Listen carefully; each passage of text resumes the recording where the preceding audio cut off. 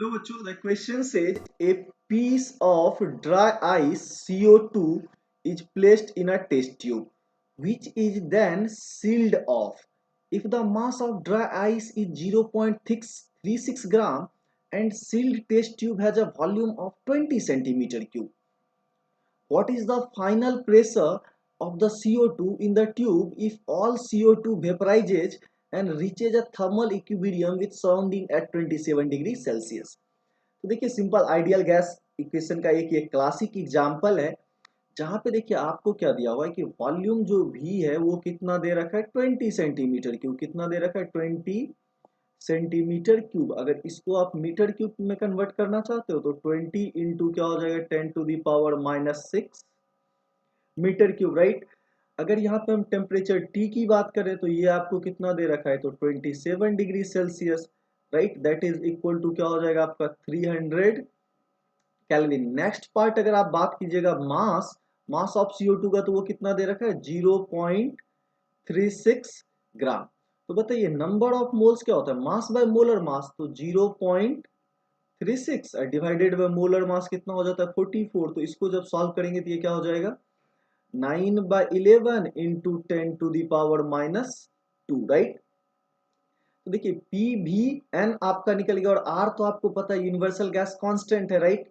तो आर का वैल्यू ऐसा यूनिट में कितना हो जाता है तो 8.3, राइट। चलिए जूल पर मोल केल्विन क्या हो जाएगा जूल पर मोल इंटू केल्विन। तो अब ना आपसे पूछा गया प्रेशर पी, तो प्रेशर पी इक्वल टू क्या हो जाएगा N R T divided by V.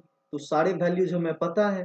तो एन का वैल्यू क्या है 9/11, राइट, इनटू क्या हो जाएगा चलिए इस वैल्यू को हम लोग इधर लिख लेते हैं तो क्या हो जाएगा 10⁻⁻², राइट। अगर आप बात करोगे आर का वैल्यू तो आर का वैल्यू आपको कितना है तो 8.31, 8 पॉइंट क्या होता है 3 होता है, चलिए हम इतना ही रख लेते हैं।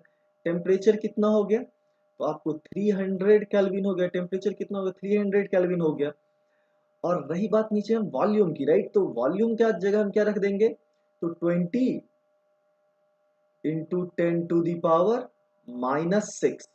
और ये किस में आएगा आपको तो न्यूटन पर मीटर स्क्वायर किस में आएगा तो ऐसा यूनिट में आएगा, राइट, क्योंकि सारे वैल्यूज को हमने ऐसा यूनिट में रखे हैं। तो इस वैल्यू को जब आप सॉल्व कीजिएगा तो ये क्लोज टू आ जाएगा आपको 1.01 1.01 इंटू 10⁻⁶ न्यूटन पर मीटर स्क्वायर। या इसी को आप एटीएम में कन्वर्ट करना चाहते हो तो ये कितना आ जाएगा आपका 10.1 एटीएम के आसपास कितना आ जाएगा। तो आप क्लोज टू 10.1 या आप क्या मान सकते हो 10 एटीएम के आसपास का ये अप्रोक्सीमेट वैल्यू आपको निकल के आएगा। So I hope you all guys understand it well. Thank you, stay tuned.